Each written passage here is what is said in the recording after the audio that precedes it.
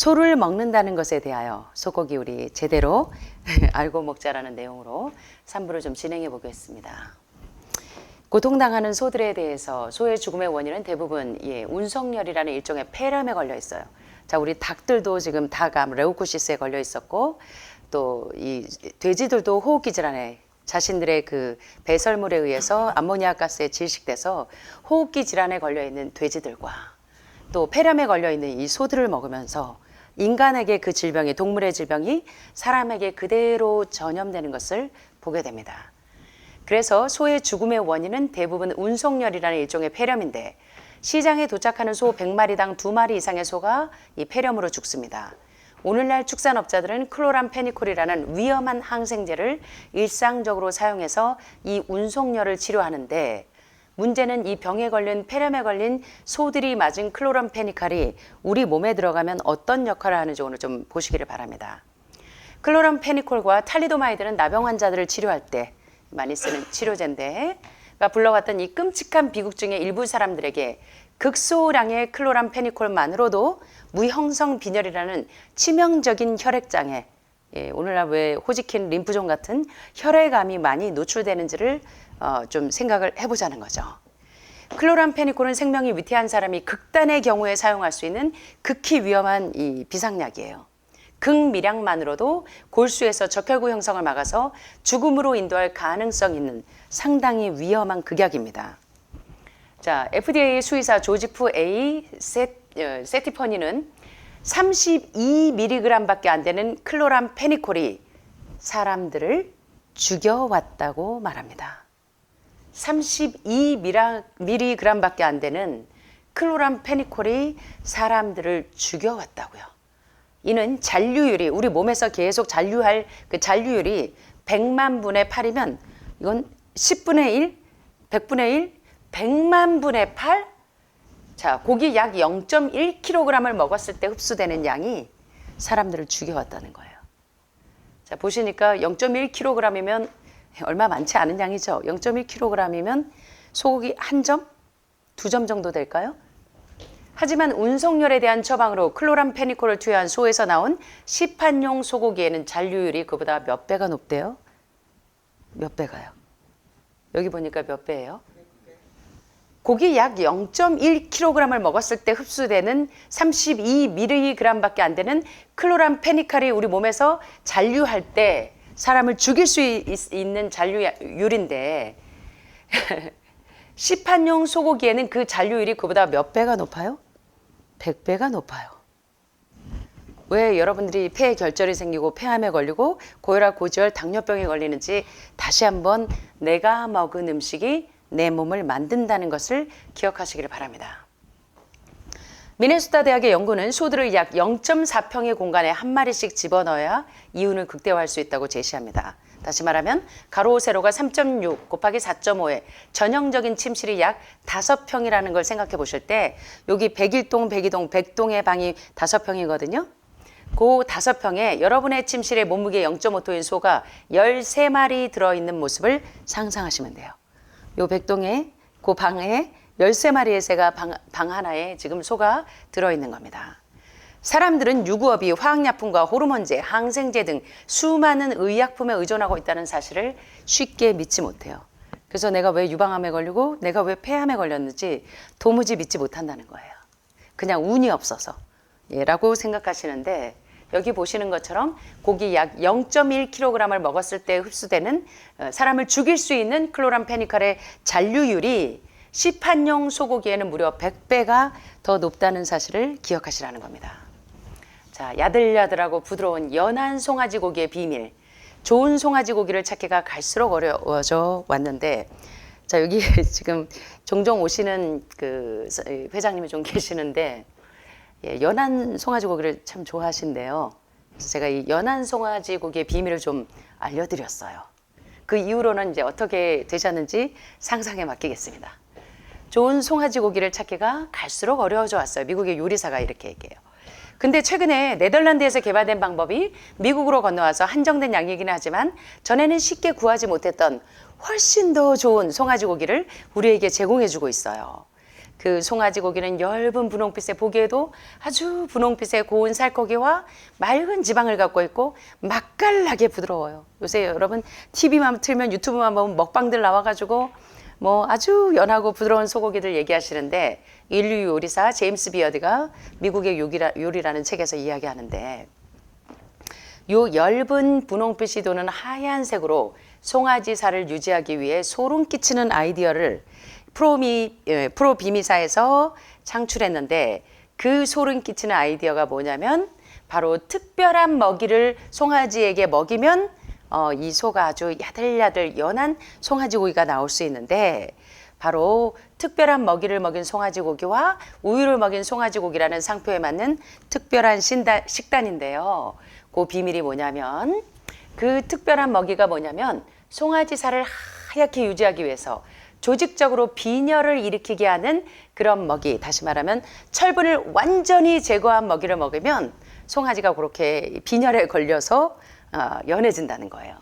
자, 그래서 송아지들은 태어날 때 몸속에 철분 창고를 가지고 태어나요. 그런데 피 속에 여분의 헤모글로빈 형태로 저장되어 있거나 간이나 지라, 뼈에, 골수에 약간씩 저장되어 있는 이 예비 철분은 송아지가 갇혀서 특별한 먹이를 먹는 4개월 동안 계속 줄어들어요. 점점 줄어듭니다. 이렇게 해서 송아지의 무게를 늘리면 살이 하얗게 유지하고자 했던 이 고기 생산업자들의 목표가 드디어 달성이 돼요. 그래서 이렇게 철분을 제거한 특별한 먹이를 먹인 송아지들은 비록 살아있지만 빈혈이 아주 심한 애들이에요.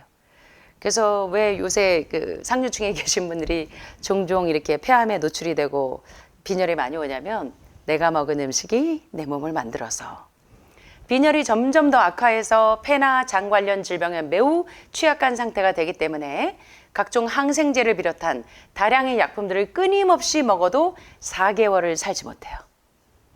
송아지들은 주의를 기울여도 병이 나기 때문에 경구용 약이나 주사약을 자주 투여해 줘야 돼요. 가장 흔히 사용되는 약품 가운데 2가지가 있는데 발암물질로 널리 알려져 있는 니트로프라존과 극소량만 집어넣어도 치명적인 혈액장애를 유발하는 클로람페니콜 같은 것들을 계속 송아지들에게 주입을 하기 때문에 이런 연한 송아지 고기를 즐겨 드시는 분들이 각종 질병에 많이 노출된다는 겁니다. 여기 가축 부문 실내기구 팩트가 이렇게 팩트를 고발합니다. 식용용 송아지, 아주 연한 송아지는 어미의 젖을 충분히 제공받지 못해요. 태어난 지 하루나 이틀이면 경매장으로 실려가요. 병들고 죽어가는 송아지들과 뒤섞여 지내면서 송아지 고기 공장으로 팔려가서 겨우 폭 55cm의 개별나무 상자 안에서 죽을 때까지 목줄을 매달고 지냅니다. 정부 보유 재고 탈취율을 먹이로 제공받고 씹을 수 있는 단단한 먹이를 제공받지 못하고 빈혈에 걸려요. 극기야는. 불안감을 줄인다는 명분으로 깜깜한 곳에서 사육이 되고 호흡기와 소화기 질환에 걸려있는 이 연한 송아지 고기를 먹는 분들이 내가 먹은 음식이 내 몸을 만들게 됩니다. 정상적인 자세로 엎드릴 수도 없고 깔집을 전혀 제공받지 못하고 뛰놀거나 장난치는 건 말할 것도 없고 걸을 기회조차 없는 불쌍한 송아지들에 대해서 고발하고 있는 겁니다. 자, 제가 종종 강의할 때 이야기하죠. 톨스토이의 유명한 내 아버지의 생애를 쓴 알렉산드라 톨스토이는 이 책에서 이 이야기를 해요. 고모는 먹는 걸 참 좋아하는데요. 어느 날 채소 일색의 식탁을 보고 막 화를 냈어요. 아니 나를 초대해놓고 오빠 어떻게 먹을 것도 하나도 없이 풀뿌리밖에 없는 거야? 하면서 이제 오빠에게 막 화를 냈어요. 나는 이런 허접한 쓰레기 같은 건 못 먹겠으니까 고기하고 닭을 줘! 라고 요구를 합니다. 다음번에 고모에게 다시 식사를 초대한 이 고모가 깜짝 놀래요. 자기 의자에 매여있는 살아있는 닭과 접시에 놓인 큰 칼을 보고는 눈이 휘둥그레져서 이게 뭐야?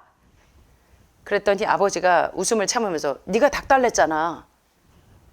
우린 아무도 그걸 죽일 생각이 없거든. 그러니까 좋아하는 네가 직접 이 닭을 죽여서 네 마음대로 먹어. 하고 네가 마음대로 하라고 준비해 준 거야. 대부분의 사람처럼 그녀 역시 고기가 실제로 어디서 나오는지를 상상하는 게 그리 달가울 리가 없을 테니까요. 여러분들도 소고기를 즐겨 드시면서 닭고기를 드시면서 돼지고기를 드시면서 식탁에 오기까지 어떤 과정을 거쳤는지를 전혀 모르시잖아요. 자, 요걸 보시면 좀 어떠세요? 대부분의 사람들은 동물의 살은 먹고 싶어 하는데 동물의 피를 직접 보는 건 싫어합니다. 내가 이 소를 죽인 살해자가 아니라 단순한 소비자로 여기고 싶어 한다는 거예요. 사람들은 죽은 동물의 고기를 먹은 뒤에 배를 탕탕 트들이면서 아 맛있다, 정말 좋은 닭이었어. 직설적으로 말하면 아 맛있어, 나는 죽은 닭의 살맛이 정말 좋아. 우리는 어쩌면 자, 헨리 S. 솔트는 야만의 70년이라는 책에서 이렇게 이야기합니다. 이어서 나는 놀랍게도 우리의 주식을 이루고 있으며 또 빵이나 과일, 채소처럼 우리 식탁의 일개 구성품으로 여기고 있던 고기가 실은 짐승의 살, 대량으로 도살된 소와 양, 돼지 같은 짐승들의 진짜 살과 피라는 것을 깨달았다는 거예요. 여러분들도 돼지를 드시면서 내가 이 고기는 실은 진짜로 죽은, 대량으로 도살된 소와 양, 돼지의 진짜 살과 진짜 피라는 것을 깨달았고 시간이 가도 그 놀라움은 줄어들지 않았다는 거예요. 이렇게 이 친구의 입에 들어가기까지 얘가 어떻게 죽임을 당했고 얘네들의 피를 지금 먹고 있는 것이 어떤 건지를 전혀 인식하지 못한다는 겁니다. 자신이 먹는 짐승들을 자기 손으로 직접 죽여야 한다면 채식주의자들의 수가 천문학적으로 늘어날 거란 이야기는 결코 농담이 아니라는 것입니다. 여기 제가 지금까지 소개한 책만 해도 수많은 이 뭐 헨리 S. 솔트나 또는 톨스토이나 여러분들 아시는 유명한 이 철인들을 다 거론하면서 유명한 책에서 나온 얘기들을 좀 보시면서 농담이 아니라는 거죠, 결코. 자, 에드가 쿠퍼의 저서에 보면 동물 나의 형제들이라는 책에 이런 얘기가 있습니다. 특별히 에드가 쿠퍼는요, 평화주의자란 죄명으로 집단 수용소에서 온갖 가혹행위를 당했어요. 그것을 경험한 에드가 쿠퍼는 동물 나의 형제들에서 당신은 내게 왜 고기를 먹지 않느냐고 궁금해해요. 저도 학교에 가면 이 연구실에 있는 선생님들이 야 오늘 뭐 고기가 땡긴다, 삼겹살 먹으러 가자 하면 저보고 왜 선생님은 고기를 안 드세요? 하면 제가 그냥 씩 웃어요. 내가 동물의 고기를 먹지 않는 것은 다른 생명의 고통과 죽음에 힘입어서 나를 살찌울 수는 없기 때문입니다. 나는 나 자신이 심한 고통을 경험해 봤기 때문에 내가 겪었던 그 고통을 떠올림으로 다른 생물들의 고통을 느낄 수가 있습니다. 요지는 이것입니다. 나는 더 높은 법으로 더 많은 행복을 가져오는 더 좋은 세상, 하나님의 계율이 통치하는 새로운 세상, 거기에는 그 어떤 계율이 있냐면 너희는 서로 사랑하라 라는 그런 계율이 통치하는 세상에서 살고 싶습니다. 예, 너무나 아름다운 이야기죠. 자, 다큐 좀 보시겠습니다. United States, we have at least 4 cases of mad cow disease, but I'm almost positive there's more cases than that, but the government isn't looking for it. So what you're saying is that there could be already mad cow disease in humans. Right, and I think a lot of it was misdiagnosed. With the Alzheimer's or dementia, it takes several years, you see the progression, but to make it easier, these doctors just sign off on it as dementia or Alzheimer's without actually taking a biopsy of the brain to see if it's that, or is it actually a prion disease like Creutzfeldt-Jakob disease or mad cow disease. Do you think it's safe to eat meat? I personally don't think it's safe to eat it because of the fact how the line speeds are increasing and also our inspectors are not well trained enough. At the present time, the line speed now is going about 220 cows an hour. That gives you about somewhere around 4 cows per minute, so that's 15 seconds per cow. These dangerous slaughter speeds means that animal waste ends up everywhere. Testing shows 88% of pork chops are contaminated with fecal bacteria, 90% of ground beef, and 95% of chicken breast sample contain animal waste bacteria. There is nothing clean about eating this way. But it just isn't waste, it's also pus-filled infections. You can see there's a bump or some kind of abscess underneath the hide. Most of the time when the hide's pulled off, either that will open up the abscess and the pus will come out, or if it's deep-seated, when the inspectors are doing their work or the company employees, they might stick their knife into an abscess and it explodes all over the place. 아까 수액에서 이렇게 찔렀을 때 나온 게 우유가 아니고 고름입니다. 그리고 닭을 찔렀을 때 터져 나온 것도 고름이고, 자, 그래서 여기서 있는 내용들을 잠깐 살펴보자면 사실 최소한 4건의 강우병 발병이 있었는데 미국에서 이 정부는 알아보지 않고 있는데 인간 광우병이 발병했을 수 있다는 겁니다. 상당수 진단이 알츠하이머나 치매라고 진단을 했지만 사실은 실제 뇌조직 검사를 하면 혹시 크로이츠펠트 야코병이나 광우병 같은 프리온 단백질, 제가 미국에 있을 때 출판사에서 프리온 단백질에 대해서 좀 써달라 해서 기고를 해달라 해서 그 프리온 단백질을 조사를 하다 보니까 열에 가하면 모든 세균이나 바이러스가 죽는다고 생각하지만 프리온 단백질은 안 죽어요. 예, 그게 이제 여러분들의 폐암이나 여러 암의 많은 원인균이 될 수가 있는데 그래서 고기를 먹는 게 안전하다고 생각하세요? 그랬더니 아니요, 개인적으로 그렇지 않아요. 왜냐하면 축산업계의 속도는 점점 빨라지고 검역관들은 충분히 훈련되지 않아서요. 지금 대략 1시간에 지금 제가 강의를 하는 1시간 동안 1시간에 220마리가 도축이 되는데 어디선가 1분에 4마리쯤 도축이 되고 15초에 1마리씩 예, 우리의 동물들이 죽어가고 있어요. 이렇게 위험스럽게 빠른 도축 속도는 축산 폐기물이 어디에나 있다는 것을 의미하고 자, 여러분들이 즐겨 드시는 돼지갈비살 예, 88%의 돼지갈비살은 배설물에 그들의 세균으로 오염이 돼 있어서 여러분들이 이제 질병에 노출이 되고 표본 추출 중에 다진 쇠고기 90%와 닭가슴살 95%가 배설물의 세균으로 오염이 되어 있고요. 그래서 우리가 싱크대에서 밥을 먹는 것보다 화장실, 변기통에서 밥을 먹는 게 더 안전하다고 할 만큼 이런 돼지갈비살이나 다진 쇠고기를 주방에서 요리할 때 그 세균에 감염이 돼 있어서 주방 부근에 바글바글 세균이 감염돼 있어서 차라리 여러분들이 화장실에서 밥을 먹는 게 더 깨끗하다는 거예요. 그런 것을 먹는 것은 절대 안전할 수 없습니다. 배설물뿐만이 아니에요. 고름이 가득한 감염이 있어요. 울퉁불퉁한 종기 같은 것이 동물 가죽 아래에 있는 게 보이고 대부분 가죽을 벗길 때 종기를 절제해서 고름을 짜내거나 깊이 잡은 경우 검역관이 일하는 동안 직원이 칼을 꺼내서 종기를 잘라내려다가 사방에 그들의 고름이 내 얼굴에도 팡팡팡팡 튀는 일이 비일비재하다는 것입니다. 그래서 오늘 여러분들이 소를 먹는다는 것에 대하여, 돼지를 먹는다는 것에 대하여, 닭을 먹는다는 것에 대하여 우리가 한번 진지하게 생각해 보시는 시간이 되셨으면 좋겠습니다. 자, 이제 조금 어두워졌었는데 오늘은 지금 시간엔 좀 이제 밝은 거 제가 다큐를 마지막으로 보여드리고 마치겠습니다.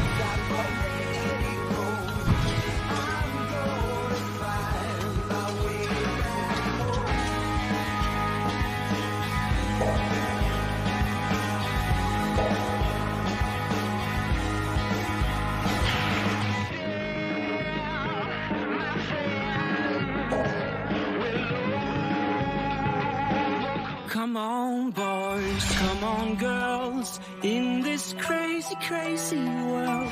You're the diamonds, you're the pearls. Let's make a new tomorrow today. Wake up, slow down, do nothing right now. Breathe in, breathe out. Did we forget how to live, to dream, and what it all means? It's like we don't care. Who's hot, who's not, who's got the right upside down? Tonight, tomorrow, you're out of time, of style. You're back in the line, a race to nowhere. Come on, boys, come on, girls, in this crazy, crazy world. You're the diamonds, you're the pearls. Let's make a new tomorrow. Come on, girls, come on, boys. It's your future, it's your choice, and your weapon is your voice. Let's make a new tomorrow today.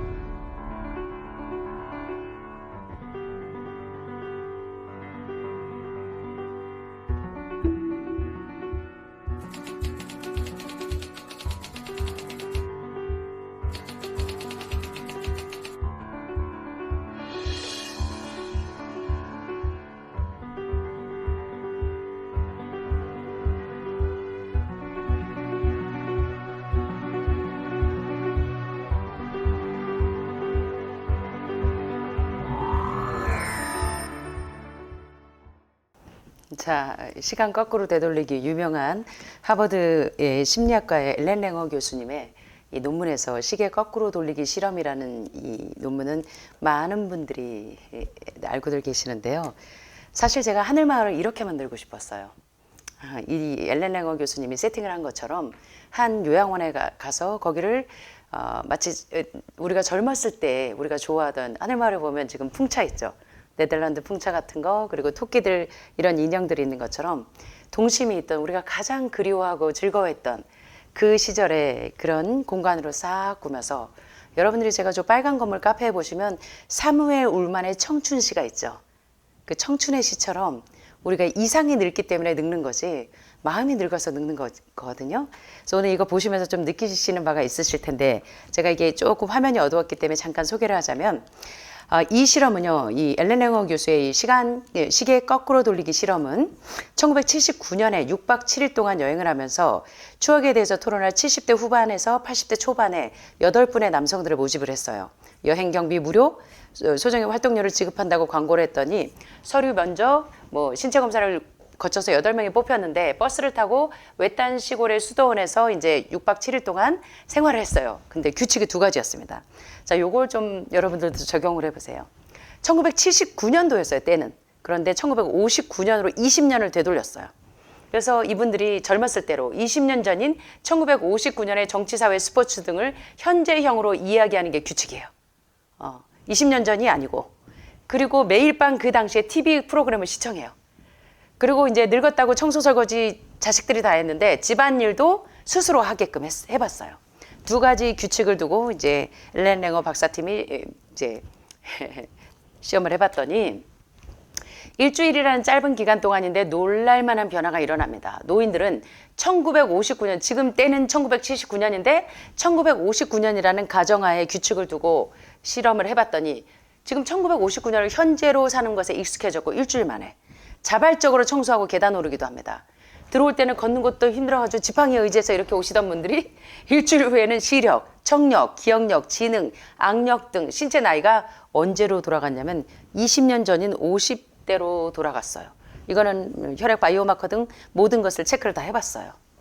하버드 심리학과 엘렌 랭어 교수가 시계 거꾸로 돌리기 실험으로 인간이 내 자신에 대해서 어떻게 생각하는지가 얼마나 중요한지, 마음과 생각이 얼마나 이 중요한 영향을 미치는지, 노인들이 20년 전의 상황이라는 설정을 실제처럼 받아들일 수 있도록 비슷한 연령대의 피험자를 모집하고 그 당시 환경을 재현하기 위해서 TV 프로그램, 대화 내용을 제한하고 이를 통해서 노인들은 지금 이제 1950년대 이야기만 하니까 나도 모르게 20년 전으로 돌아가서 그때 이야기를 해요. 우리 대학에 무슨 뭐 맨날 이렇게 기타 치고 놀던 것처럼 그런 분위기를 조성을 해봤더니 놀라웠던 게 뭐냐면 신체적인 변화가 나타난다는 거예요. 이것은 뇌의 가소성을 보여주는데 뇌는 나이와 무관하게 새로운 뇌세포가 만들어지고 신경망이 형성됩니다.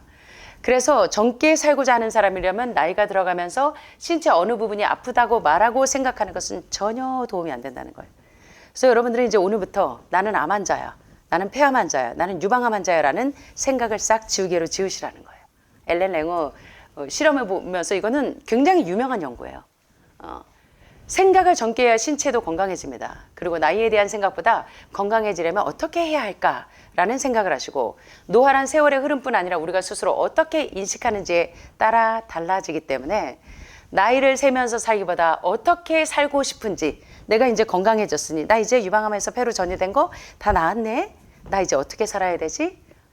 나는 더 이상 영숙이가 아니라 영이야.